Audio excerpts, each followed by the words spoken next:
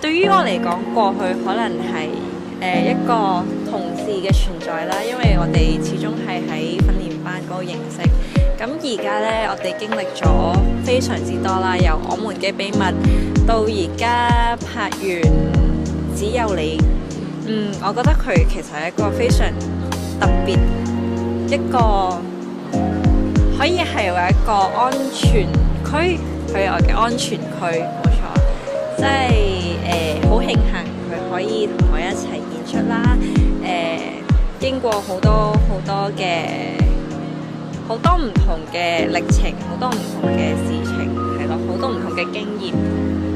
非常之感謝你出現ขอบคุณที่อยู่ข้างกันนะ